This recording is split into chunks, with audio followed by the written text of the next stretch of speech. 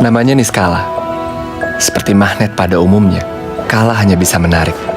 Dan aku tak kuasa untuk tidak tertarik. Sok deep banget sih. Woi bro, orang santai. Gak ada yang minta pendapat lo sih, sorry. Tanpa lo minta gue boleh dong berpendapat. Kecuali lo Orba. Dari dulu sampai sekarang saya belum pernah lihat di mana orang tuanya berada. Atau janjian dia anak haram. Loh, kita mau kemana? Kuburan. Dih, nggak paham. Rambutan basi. Yakin Pram yang nyanyi. Waktu itu dia nyanyi, pengunjung pada kabur. Ada dawai-dawai yang tak bisa dipetik. Lo emang selalu gitu ya? Sesepi itu hidup lo? Sekarang enggak. Dalam hati Kan lo yang anak indie. Kalau bikin caption tuh sedih banget. Bikin lirik kayak tersakiti. Emang lo aja kali anak zaman sekarang yang gak pernah ngelakuin hal positif.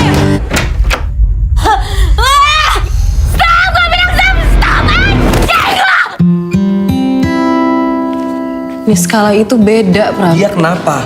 Kalah. Kau datang tak kala sinar senjaku telah redup. Kau bukan rumah, kau bukan rumah. Everything is gonna be fine. Assalamualaikum warahmatullahi wabarakatuh. Tepangkeun nami Abi Putri Rahayu di kelas 12 IPS 2. Sareng rerencangan Abi.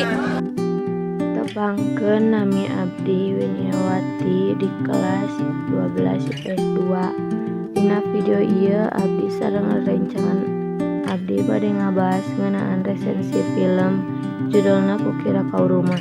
Saterusna aya identitas film. Judulna nyaeta Kukira Kau Rumah.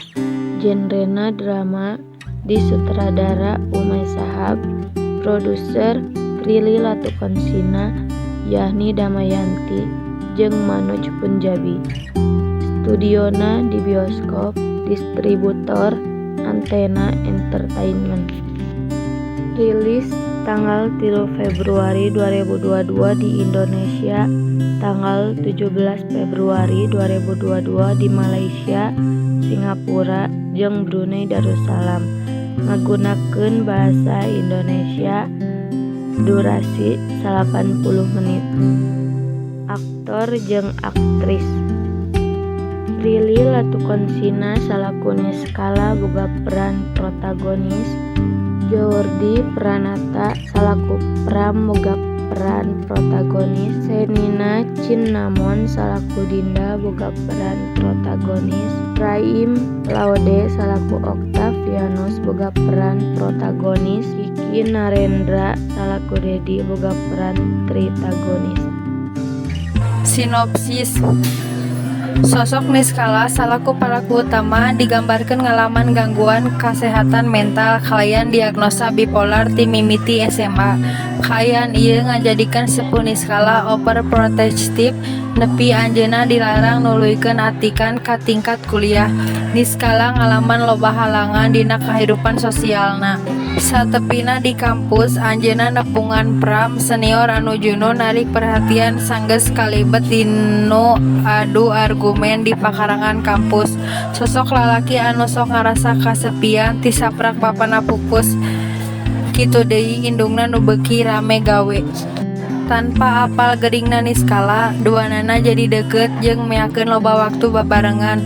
Kadeketanana ngajadikeun Niskala mindeng teu malire kana aturan imah jeung nyusahkeun babaturanana di kampus. Pram jeung Niskala nu salila ieu dikurilingan ku kasepian, siga nu unggul sawabayana silih palengkap kakurangan. Dina hal carita hanjakal pisan ieu film sigana bingung arahna teu terang naon anu bade dibahas sacara konkret. Diskusi eureun di permukaan. Kaleuwihan lain nganukur kesehatan mental anu ditampilkan tapi oge hal-hal anu hese ditepikeun kakolotna oge diwakilan. Kawani Prilly salaku produser pikeun ngangkat masalah kesehatan mental dina film ieu patut diacungkeun jempol kusabab teu gampang yang carita cinta remaja anu gampang diturutan jeung ngahibur, tapi film ieu leuwih nganterkeun. Panutup film Kukira Ka Rumah mucunghul heran keluar tina genre carita nonoman kasual. Film perdana ieu karya Umay Shahab ngalir lancar tur gampang pikeun ngarasakeun, tapi pesen anu bakal ditepikeun tiasa dicandak kalayan gampang tanpa patronizing. Sekian video pembahasan resensi film Kukira Ka Rumah, kurang lebihnya mohon maaf. Wassalamualaikum warahmatullahi wabarakatuh.